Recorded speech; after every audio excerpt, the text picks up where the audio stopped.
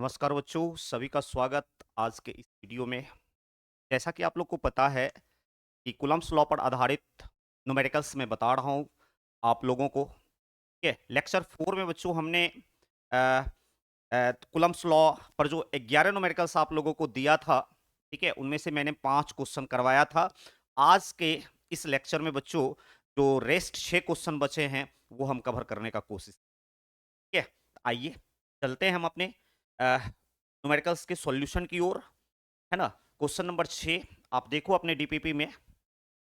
ये र- ये ये रहा आपका क्वेश्चन नंबर 6। ठीक है बच्चों, यहां पर जो है थोड़ा सा इस क्वेश्चन में कुछ चीजें छूट गई है, और वो चीज अगर हम लिख पाते हैं, लिखेंगे, तभी जो है ये क्वेश्चन पूरा हो पाएगा। ठीक है, आइए क्या जोड़ना है इसमें, तब ये क्वेश्चन पूर्ण होगा। ठीक है, प्रिंटिंग करते वक्त थोड़ा सा यहाँ पर मिस्टेक हुआ, है ना। ये है के बाद यहाँ पर कुछ और चीजें लिखी होनी चाहिए, जो ये है रखे जाते हैं एवं एवं दो समान दो समान आवेश स्मॉल क्यू, दो समान आवेश स्मॉल क्यू दो अन्य कोणों, दो अन्य कोणों पर रखे जाते हैं, दो अन्य कोणों पर रखे जाते हैं। ठीक है, तब उसके बाद पढ़ना है कि कैपिटल क्यू पर परिणामी बल शून्य होने के लिए स्मॉल क्यू का मान क्या होगा, स्मॉल क्यू का मान क्या होगा। ठीक है, तो आओ बच्चों, कहीं ना कहीं इस क्वेश्चन में आपको ये कहा जा रहा है कि एक वर्ग है, ठीक है, उसके दो विपरीत कोना पर कैपिटल क्यू आवेश रखा हुआ है और अन्य दो कोना पर दो स्मॉल क्यू आवेश रखा हुआ है। तो कैपिटल क्यू आवेश, किसी एक कैपिटल क्यू आवेश पर, ठीक है, परिणामी बल शून्य होने के लिए स्मॉल क्यू का मान क्या होना चाहिए, ये आपसे पूछ रहा है इस क्वेश्चन में। आइए सॉल्व करते हैं इसे हम लोग। ठीक है, एक वर्ग हम मान लेते हैं एबीसीडी। क्या मान लेते हैं बच्चों? एक वर्ग एबीसीडी, इसका सॉल्यूशन। ठीक है, हमने एक वर्ग ये ले लिया एबीसीडी। ठीक है, ए बी सी डी, है ना। ये एक वर्ग है एबीसीडी, और बच्चों इसके दो विपरीत कोना, एक ए तो दूसरा क्या होगा? ठीक है ना। तो इस पर कैपिटल क्यू आवेश, इस पर भी बच्चों कैपिटल क्यू आवेश। अन्य दो कोना जो बच रहा है इसका, ये और ये, इस दोनों कोना पर दो स्मॉल क्यू आवेश रखा हुआ है। ठीक है ना। और बताओ, वर्ग है तो वर्ग के सभी भुजा क्या होते हैं? बराबर होते हैं। बेटा वर्ग का सभी भुजा क्या होता? बराबर होता है। तो मान लेते हैं कि आर भुजा का ये वर्ग है, और चारों भुजा क्या होगा इसका? बराबर होगा आर आर का। ठीक है ना। तो अब बताओ यहां पर इस आवेश से इस आवेश की दूरी जो होगी वर्ग के विकर्ण के बराबर, और वर्ग का विकर्ण होता है भुजा का √2 या √2 गुना भुजा। तो भुजा कितना? आर है, तो उसका √2 गुना ये वर्ग का विकर्ण हो जाएगा। ठीक है ना। तो बच्चों आपके क्वेश्चन में कह रहा है, ठीक है, कि कैपिटल क्यू पर परिणामी बल शून्य होने के लिए स्मॉल क्यू का मान क्या होगा। दैट मीन्स कैपिटल क्यू पर रिजल्टेंट फोर्स कह रहा कितना? 0। ठीक है, कैपिटल क्यू पर परिणामी फोर्स, परिणामी बल 0 होने के लिए, ठीक है, स्मॉल क्यू का मान क्या होगा, ये आपसे पूछा जा रहा है। ठीक है, तो चलो ये तो क्वेश्चन में दिया है कि कैपिटल क्यू पर परिणामी बल इतना शून्य, लेकिन बच्चों हम और तुम अपने कंसेप्ट से ये चीज को निकालो कि कैपिटल क्यू पर परिणामी बल, ठीक है, उसके बाद वो परिणामी बल का मान जो निकालेंगे उसमें रख देंगे, तो हमें जो मिलना होगा वो आ जाएगा, जो निकालना है वो आ जाएगा। ठीक है ना। तो चलिए आइए, बताओ एक चीज बताओ आप लोग मुझे, इस कैपिटल क्यू पर इसके द्वारा भी बल आरोपित होगा, है ना। बिल्कुल, इसमें तो कोई संदेह नहीं होनी चाहिए आप लोगों को। इस कैपिटल क्यू पर इसके द्वारा बल आरोपित होगा, तो बच्चों इसके द्वारा इस पर लगने वाले बल विकर्षण, ठीक है, और सी पर लग रहा बल, इसीलिए बच्चों इसको हम वेक्टर एफ सी क्या कहेंगे? वेक्टर एफ सी बी, है ना। फिर बताओ आप मुझे, इस आवेश पर इसके द्वारा भी बल आरोपित होगा, विकर्षण बल ही लगेगा, इसी दिशा में लगेगा विकर्षण बल, इस डायरेक्शन में जैसा मैं दिखा रहा हूं।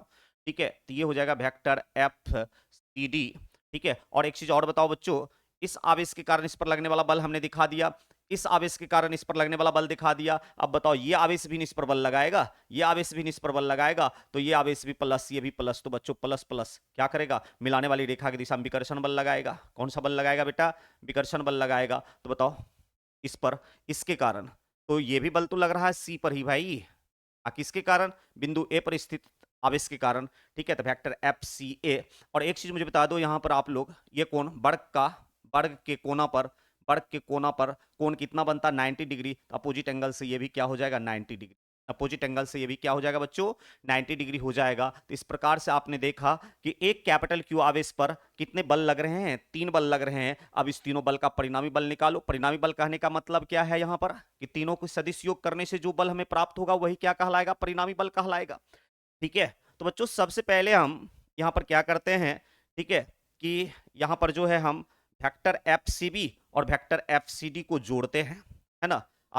जो रिजल्टेंट आएगा फिर उसको हम किसके साथ रिजल्टेंट निकाल लेंगे, वेक्टर एफ सी ए के साथ। तो बच्चों पहले ये दोनों का परिणामी निकालो, ठीक है ना।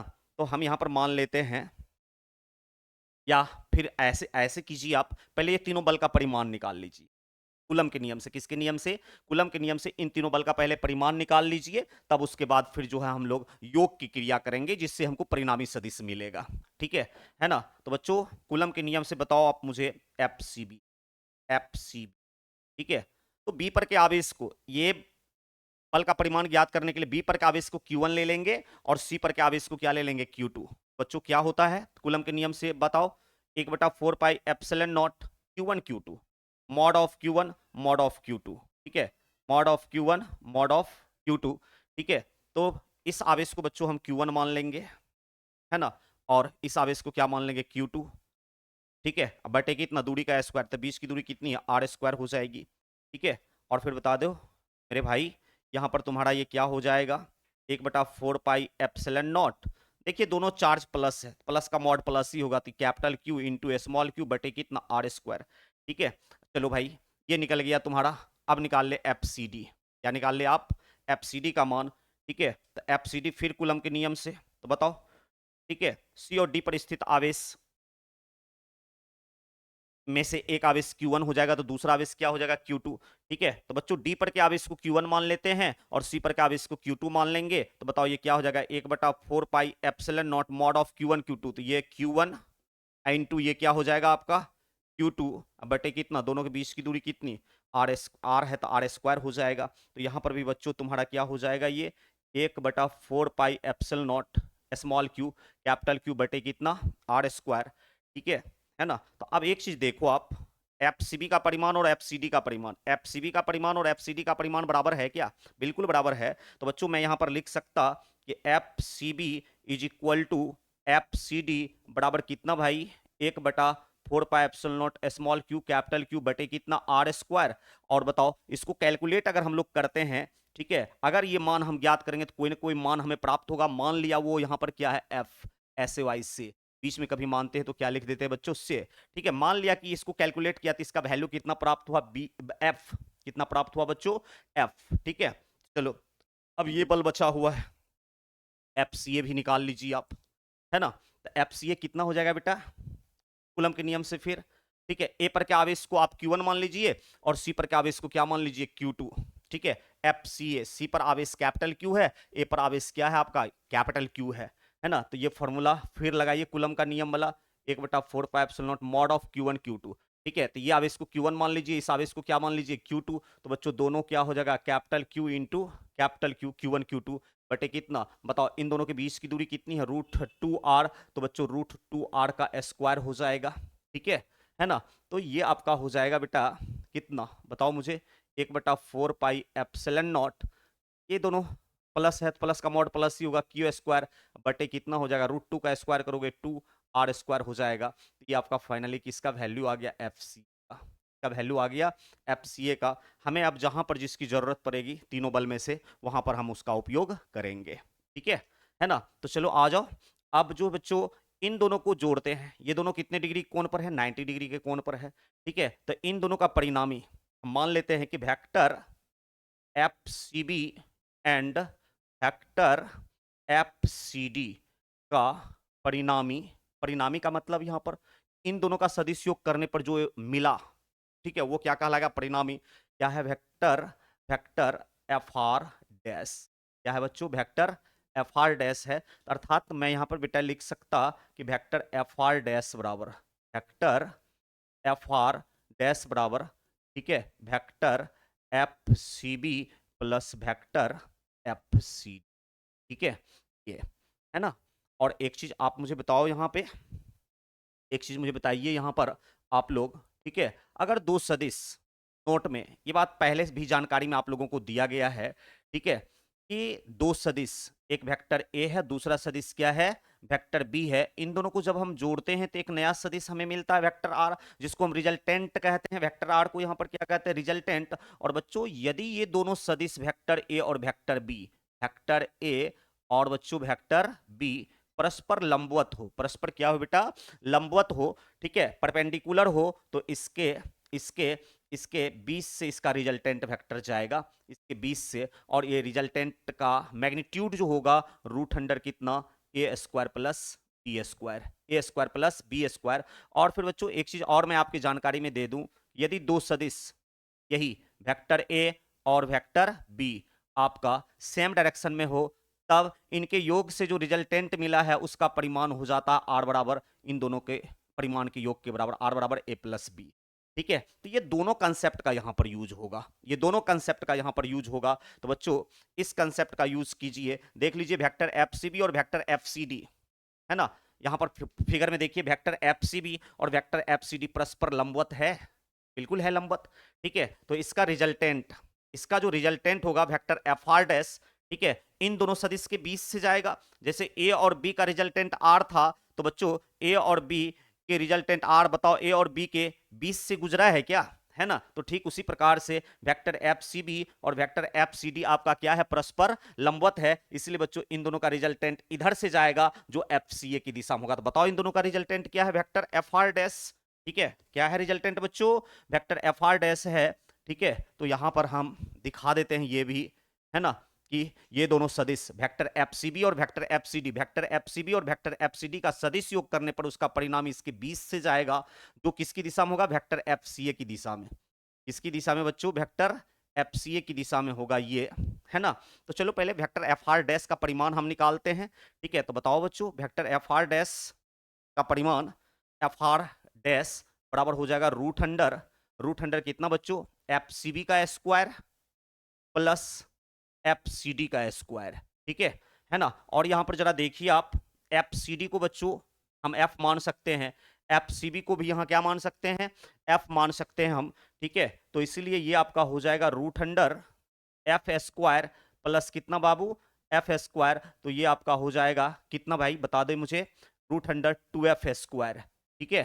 तो फाइनली बच्चों मैं यहां पे लिख सकता कि एफ आर डैश बराबर 2f, एफ आर डैश बराबर 2f, है ना। सॉरी 2f नहीं, रूट 2f होगा। तो रूट 2, और बता दे मुझे f का मान मैं ये लिख सकता क्या? 1/4 दिस, ठीक है। तो ये f का वैल्यू ये इसके बराबर जब ये है, तो मैं इसके बराबर भी ये लिख सकता ना। तो f का मान हो जाएगा यहां पर, f का मान कितना? 1/4 pi epsilon not, 1/4 pi epsilon naught, ठीक है, स्मॉल क्यू कैपिटल क्यू बटे कितना यार? आर स्क्वायर, ठीक है। चलो इसका जहां पर जरूरत पड़ेगा हम उपयोग करेंगे, जहां पर जरूरत पड़ेगा बच्चों उपयोग करेंगे।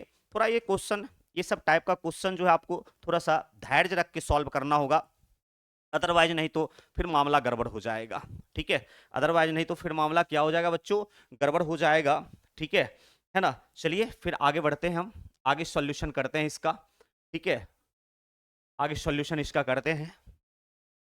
तो देख लो, अब बताओ, ठीक है, इन दोनों के सदिश योग से परिणामी वेक्टर एफ आर डैश मिला।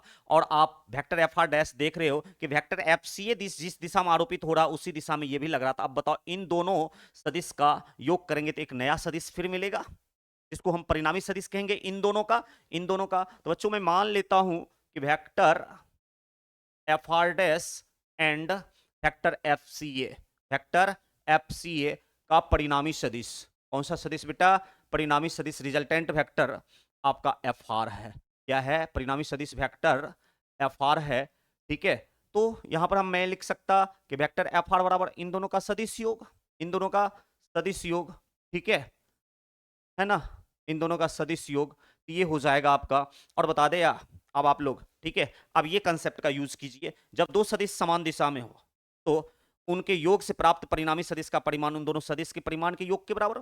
तो देख ले यहां पर बाबू, यहां पर ठीक है, आपने जिन दो सदिश को जोड़ा, आपने जिन दो सदिश को जोड़ा, देख लो वेक्टर एफ आर डैश और वेक्टर एफ सी ए, तो वेक्टर एफ आर डैश और वेक्टर एफ सी ए दोनों सेम डायरेक्शन में है, एक ही दिशा में है, तो इसीलिए बच्चों यहां पर जो होगा इसका परिमाण जो होगा तुम्हारा, ठीक है, एफ आर बराबर ये इसके अनुसार होगा, ठीक है, तो यहां पर हो जाएगा F R dash plus F C A, F R dash plus F C A. और देख लीजिए आपके क्वेश्चन में कह रहा कि रिजल्टेंट कैपिटल क्यू आवेश पर, कैपिटल क्यू आवेश पर रिजल्टेंट, तो फाइनली बच्चों कैपिटल क्यू आवेश पर रिजल्टेंट ये है आपका, ठीक है, और रिजल्टेंट कितना कह रहा, 0, तो रख दीजिए प्रश्न से एफ आर का वैल्यू यहां क्या रख दीजिए 0 बराबर। अब बताओ यहां पे एफ आर डैश कितना है बेटा तेरा, यहां पर निकाल रखे हो आप, है ना, यानी तो चलो एक स्टेप और आगे बढ़ते हैं, एफ आर, क्योंकि यहां पर प्रश्न में कह रहा है कि कैपिटल क्यू पर रिजल्टेंट फोर्स कितना है 0, है ना, फाइनली रिजल्टेंट फोर्स कितना बच्चों 0 है, ठीक है, तो मैंने 0 रख दिया यहां पर, ठीक है, 0 रख दो यहां पर, फिर आगे सॉल्व करो, अब आंसर मिल जाएगा, इसमें कोई किंतु परंतु नहीं है, ठीक है, सॉल्व कीजिए इसको।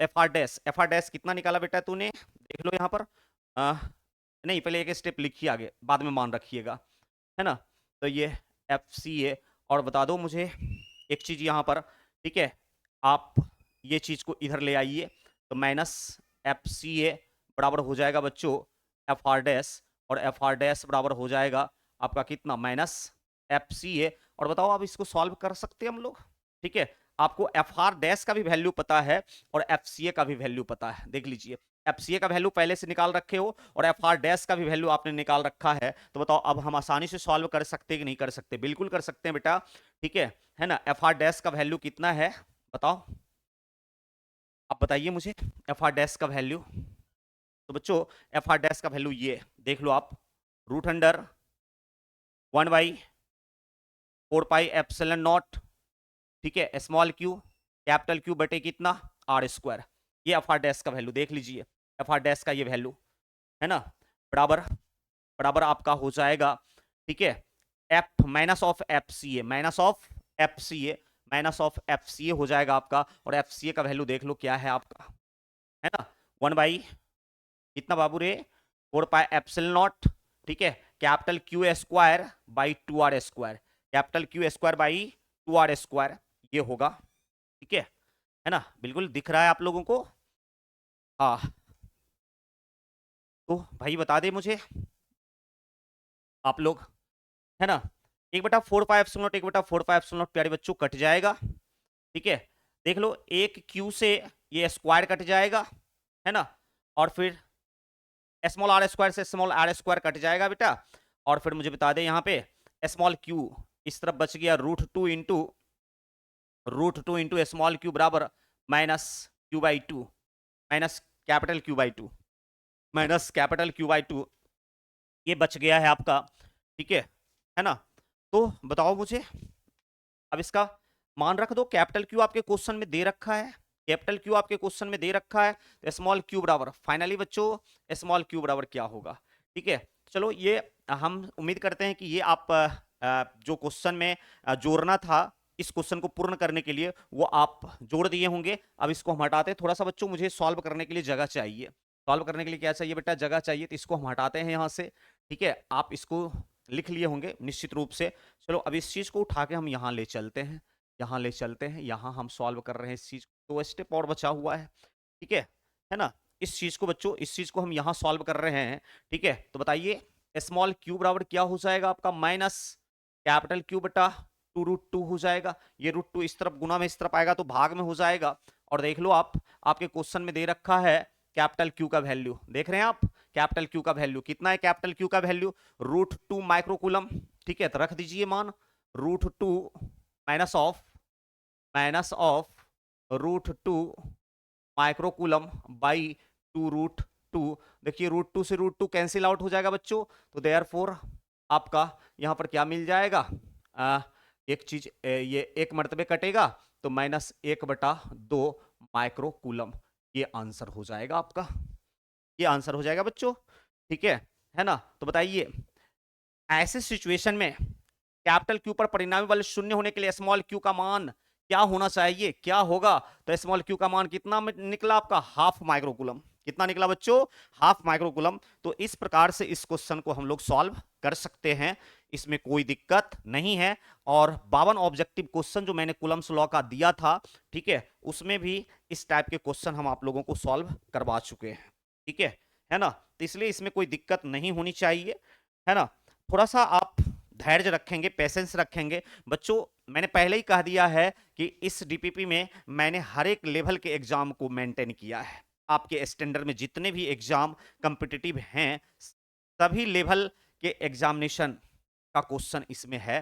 ठीक है, तो चलो अब अगले क्वेश्चन पे चलते हैं। ठीक है, तो ऐसे बच्चों हम इसको सॉल्व कर सकते हैं। चलिए अगले क्वेश्चन पर हम चलते हैं।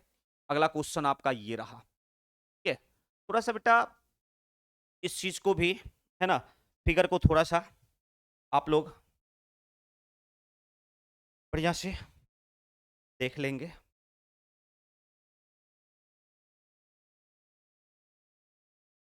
एबीसी एक त्रिभुज है। ठीक है, त्रिभुज के तीनों कोना पर आवेश दिया गया है। त्रिभुज के तीनों कोना पर आवेश दिया गया है। ठीक है, और हम इसको स्पष्ट दिखाने का कोशिश करते हैं, है ना। ये जो है आपका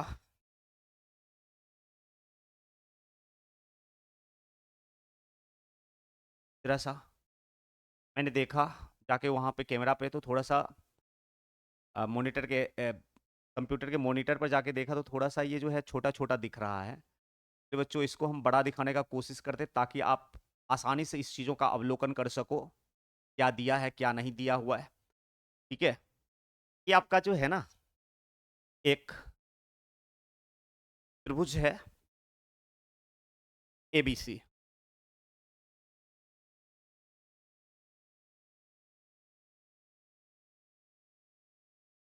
ए बी और ये एबीसी एक त्रिभुज है। और देख लो सभी भुजा इसके बराबर है, 10 सेंटीमीटर 10 सेंटीमीटर 10 सेंटीमीटर। तो कैसा त्रिभुज हुआ बच्चों? ये समबाहु त्रिभुज। ठीक है, समबाहु त्रिभुज है। शीर्ष ए पर, शीर्ष ए पर स्मॉल क्यू बराबर +100 माइक्रोकूलम आवेश।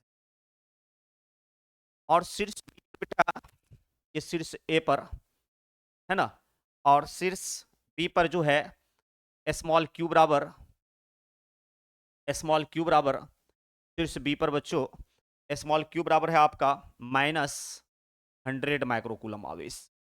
और शीर्ष सी पर बच्चों, शीर्ष सी पर जो आपका स्मॉल क्यू बराबर -100 माइक्रोकूलम। ठीक है, -100 माइक्रोकूलम ये दिया हुआ है। ठीक है, ऐसे आपका चार्ज है ना। और तब क्या कह रहा क्वेश्चन में, एक बार अपने डीपीपी में आप लोग पढ़िए इस चीज को। ठीक है, अपने डीपीपी में पढ़ो आप लोग इस चीज को। कहा दिए गए चित्र में 10 सेंटीमीटर भुजा वाले एक समबाहु त्रिभुज के कोनों पर 3 बिंदु आवेश रखे हैं। बी पर स्थित आवेश पर परिणामी तथा इसकी दिशा ज्ञात कीजिए। बी पर स्थित आवेश पर परिणामी तथा इसकी दिशा ज्ञात कीजिए। तो बी देख लो, बी बिंदु ये है आपका, है ना। तो अब कह रहा कि इसका परिमाण, इस पर लगने वाले बल का परिमाण और दिशा ज्ञात करो। कहने का सेंस ये है यहाँ पर। ठीक है ना। तो ये है, तो बच्चों आ जाओ, एक चीज बताओ आप मुझे यहाँ पे। ठीक है, बिंदु बी पर जो आवेश है वो माइनस है और ए पर जो आवेश है वो प्लस है। तो बताइए बी पर के आवेश को ए पर स्थित आवेश खींचेगा अपनी ओर, आकर्षण बल लगाएगा, क्योंकि ये धनात्मक है तो ये क्या है, ऋणात्मक है। ठीक है, तो बताओ बच्चों इस आवेश के द्वारा इस पर जो बल आरोपित होगा वो आकर्षण होगा। क्या होगा? आकर्षण, क्योंकि विजातीय आवेश है। ठीक है, आकर्षण बल आरोपित होगा, तो बिल्कुल हम लगा देते आकर्षण बल, है ना, बी पर इस डायरेक्शन में। और ये बल आपका हो जाएगा फैक्टर एफ बी ए। ठीक है ना। बताओ बी पर स्थित आवेश जो है ये, इस पर इसके द्वारा भी बल लगेगा, लगेगा ना भाई, ठीक है। लेकिन यहां पर देख लो ये माइनस है तो ये भी क्या है, माइनस है। तो इसके द्वारा जो इस पर बल आरोपित होगा, है ना, वो विकर्षण होगा। क्या होगा, विकर्षण, क्योंकि माइनस माइनस सजातीय आवेश है, और सजातीय आवेश एक दूसरे को क्या करता, आकर्षित करता या विकर्षित करता। तो बिल्कुल आपको पता है कि विकर्षित करता। तो इसके द्वारा जो इस पर बल आरोपित होगा वो विकर्षण बल होगा इस दिशा में, ठीक है। और इस बल का नाम बच्चों हम दे देते वेक्टर एफ बी, ठीक है, F B, vector F B, है ना। और बताओ ये कोण, समबाहु त्रिभुज के प्रत्येक अंतःकोण 60 डिग्री का होता है। कितना डिग्री का बेटा, 60 डिग्री का।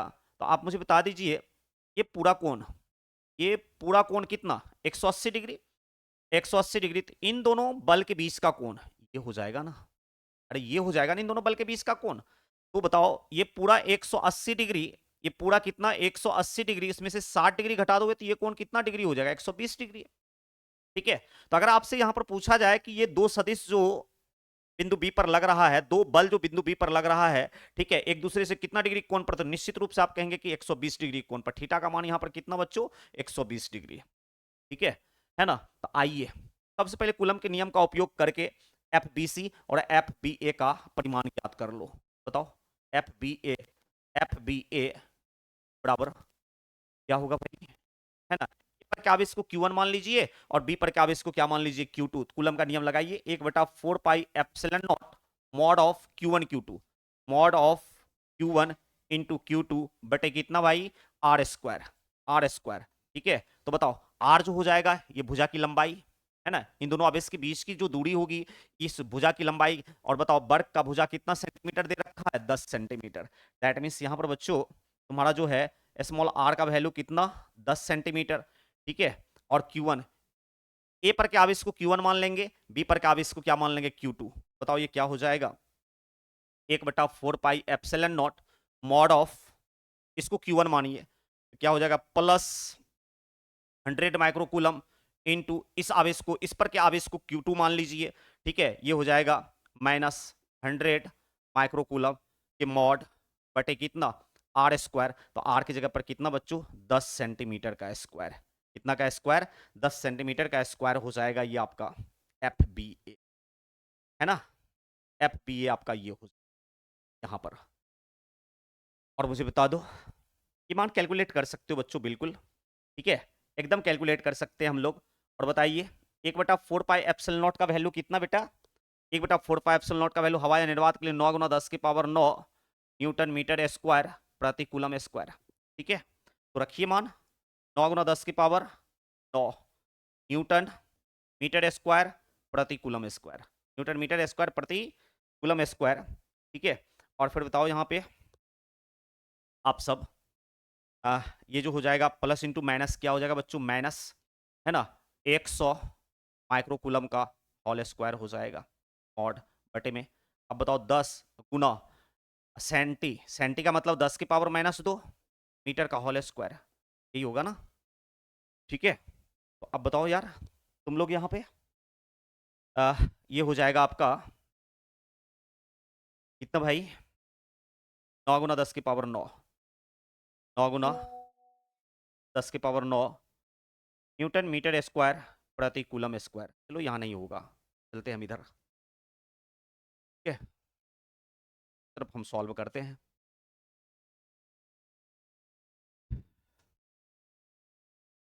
बताइए 9 × 10⁹ न्यूटन मीटर स्क्वायर प्रति कूलम स्क्वायर। अब बताओ ये ऋणात्मक का मॉड क्या हो जाएगा, धनात्मक हो जाएगा, माइनस खत्म हो जाएगा।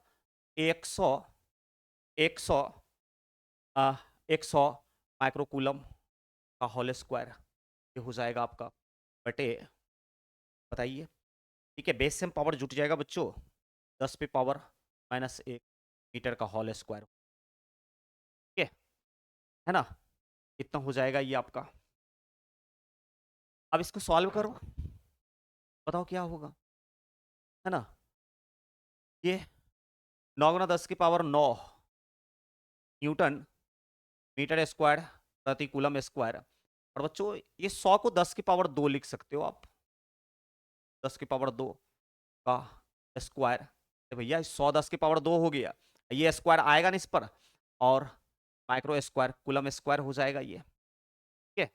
बटे बटे आपका हो जाएगा ये, है ना, ये 10 की पावर -2 मीटर स्क्वायर, ठीक है।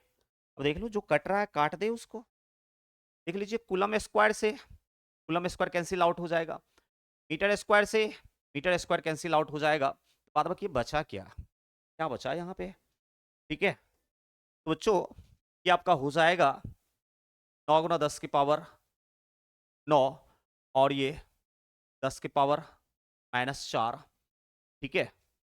ये होगा ना 10 की पावर, सॉरी 10 की पावर 4 हो जाएगा बच्चों, 10 की पावर 4, और माइक्रो का मतलब बेटा 10 की पावर -6 का होल स्क्वायर, ठीक है। डिवाइडेड बाई किस बात का, इसको ऊपर लेके चले जाओ, 10 की पावर क्या हो जाएगा 2 हो जाएगा, 10 की पावर कितना हो जाएगा बच्चों 2 हो जाएगा, ठीक है।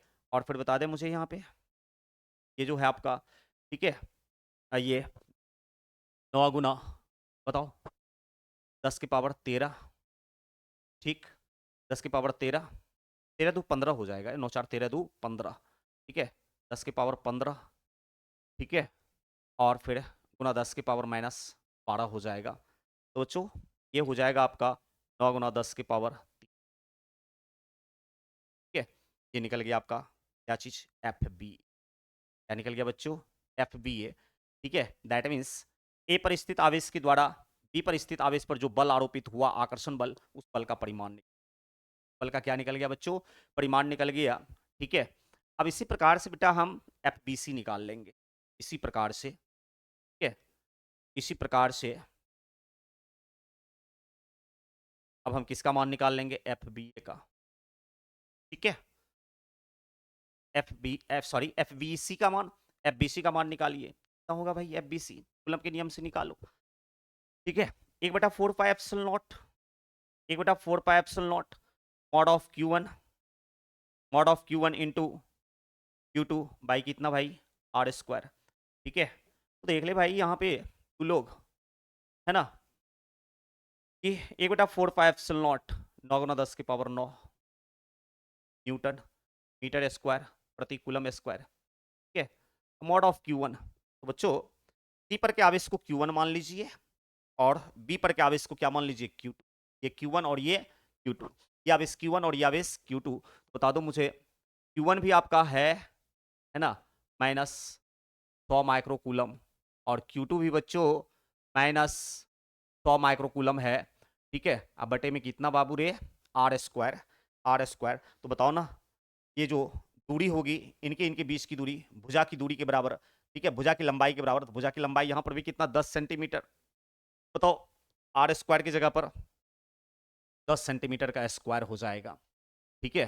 तो फाइनली बच्चों 9 गुना 10 की पावर 9, ठीक है, newton metre square coulomb square, और ये माइनस का मॉड क्या हो जाएगा, प्लस, माइनस गुना माइनस प्लस होगा, प्लस का मॉड प्लस ही होता है, तो ये फाइनली बच्चों तुम्हारा हो जाएगा 100 माइक्रोकूलम के स्क्वायर बटे 10 गुना 10 के पावर -2 मीटर का स्क्वायर। और देख लो आप जस्ट यही चीज सॉल्व की हो, ठीक है ना, देखिए ना जस्ट यही चीज है, एकदम सेम टू सेम चीज ये आया है ना भाई, कि 9 गुना 10 की पावर 9, 9 गुना 10 की पावर 9 न्यूटन मीटर स्क्वायर प्रति कूलम स्क्वायर, ठीक है। यहाँ पर भी देख लो आप, है ना, 100 माइक्रोकूलम का स्क्वायर, है ना भाई 100 माइक्रोकूलम का स्क्वायर, ठीक है। तो 100 माइक्रोकूलम का स्क्वायर यहाँ पर भी है। अब देख लो बटा में आप जो है यहाँ पर इसको अगर लिखते हो एक स्टेप अगर और लिख लेते हो भाई, तो इससे एकदम बराबर आ जाएगा। ये थोड़ा सा अगर हो सकता है यहाँ के लिए कंफ्यूजन होगा, चलो हम को एक स्टेप और आगे बढ़ाते हैं, ठीक है। तो 9 गुना 10 की पावर 9 न्यूटन मीटर स्क्वायर प्रति कूलम स्क्वायर गुने 100 माइक्रोकूलम का स्क्वायर बटे 10 के पावर -1 मीटर का स्क्वायर। बताइए ये सेम चीज़ है, ये वाला चीज़ ये वाला चीज़ ये वाला चीज़ सेम है ये, तो dot dot dot dot dot जैसे ये सॉल्व किए हैं, ठीक है, जैसे ये सॉल्व किए हैं तो बच्चों ये आपका, ठीक है, F F F B C जो आपका हो जाएगा यहाँ पर, ठीक है, जितना ये आया है ना, 9 गुना 10 की पावर 3 न्यूटन, 9 गुना 10 की पावर 3 न्यूटन। तो कहने का मतलब है बच्चों यहाँ पर आपका ये दोनों मान को देखो और तुलना करो, तो आप मुझे बताओ एफ बी ए बराबर एफ बी सी, दोनों का वैल्यू सेम आया है, ठीक है। एफ बी सी बराबर कितना भाई, 9 गुना 10 की पावर 3 न्यूटन, और ये मान लेते हैं किसके बराबर, एफ के बराबर, ऐसे वाइज से ऐसा मान लिया हमने, ठीक है। अब आ जाओ, अब एक चीज बता दो बच्चों, ये जो पी बिंदु पर जो ये बल लग रहा है और ये बल लग रहा है, पी बिंदु पर जो ये बल लग रहा है और ये बल लग रहा है, ठीक है, इन दोनों को जोड़ने पर एक परिणामी बल मिलेगा हमें, ठीक है, एक परिणामी बल मिलेगा, ठीक है। तो बच्चों जोड़ो, इन दोनों का परिणामी बल हम मान लेते हैं vector F B C, vector F B C and vector vector F B A, F B A का परिणामी बल, कौन सा बल बेटा, परिणामी बल वेक्टर एफ आर है, यह बच्चों वेक्टर एफ आर है। कहने का मतलब है यहां पर बच्चों आप लिख सकते हो कि वेक्टर एफ आर बराबर वेक्टर एफ बी सी, इन दोनों का सदिश योग प्लस वेक्टर एफ बी ए, ठीक है ना। तो ये चीज है तुम्हारा। तो भाई अब आगे ऐसे हम सॉल्व करेंगे, ठीक है, ये ऐसे देखना, थोड़ा सा अब इधर बढ़ना पड़ेगा हम लोगों को, क्योंकि अब इधर जगह नीचे है नहीं, है ना। तो बताओ आप मुझे, अब यहां पर ये दोनों सदिश बताइए ना। नोट में एक बातें याद रखना बच्चों, हालांकि ये मैंने पहले भी बताया आप लोगों को, ठीक है, कि अब देखो ये दो सदिश को जोड़ने से ये परिणामी मिला है, इसी का परिमाण और दिशा हमें ज्ञात करना है।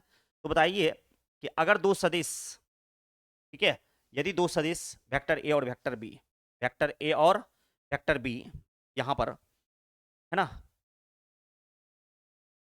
जोड़ने पर हमको परिणामी सदिश वेक्टर आर मिला, जनरल केस 11th क्लास चलिए, ठीक है।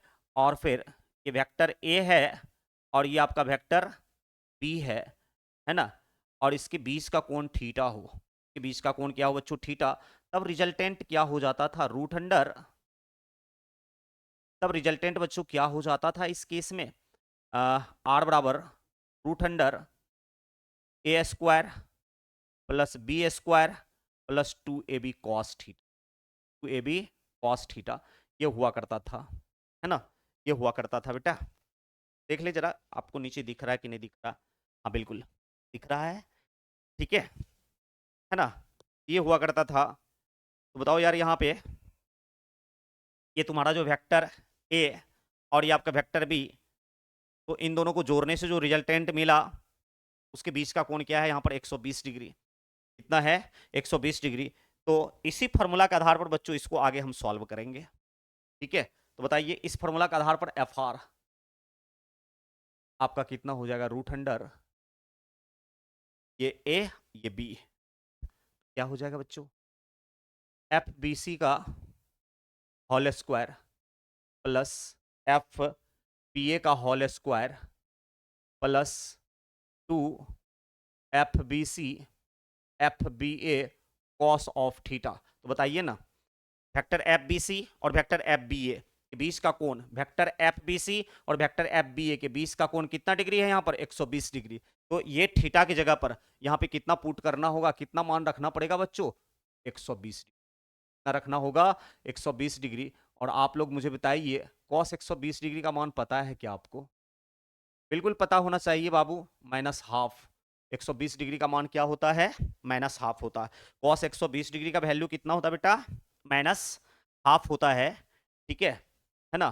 तो ये चीज, तो अब आ जाओ यहाँ पे, अब एक चीज बताइए आप लोग यहाँ पे, अब देख लो एफ बी सी भी मैंने बच्चों एफ माना है, बराबर है, तो किसके बराबर लिया फाइनली सबको, एफ के बराबर। एफ बी ए भी तुम्हारा किसके बराबर है, एफ के बराबर है। तो जहां जहां पर एफ बी सी और एफ बी ए है इसमें, वहां पर हम क्या लिख देंगे बताओ मुझे, ठीक है।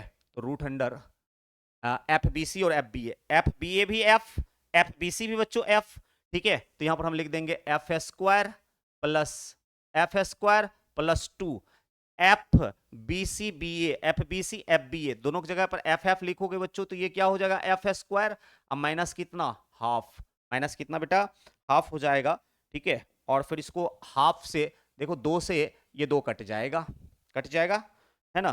तो अब फिर बताओ मुझे एफ आर बराबर क्या हो जाएगा तुम्हारा, ठीक है। ये हो जाएगा एफ आर बराबर बच्चों तुम्हारा हो जाएगा यहाँ पर, ठीक है, root under F square plus F square. अब बताओ माइनस इंटू प्लस क्या हो जाएगा, माइनस एफ स्क्वायर।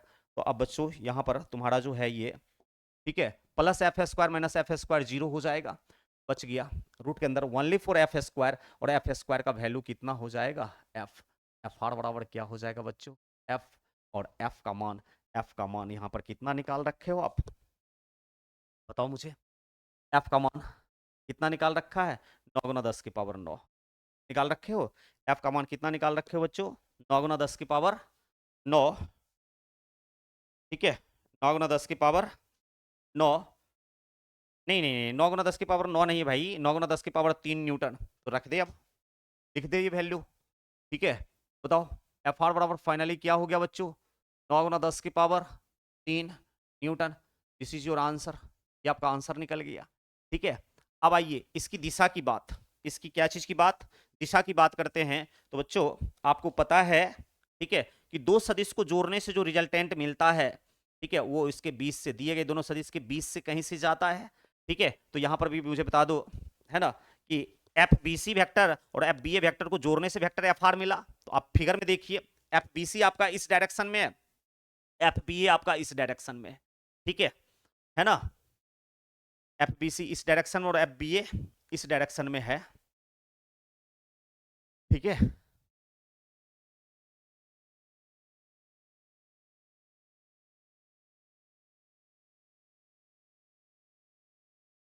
कुछ वेट करो आप लोग थोड़ा सा।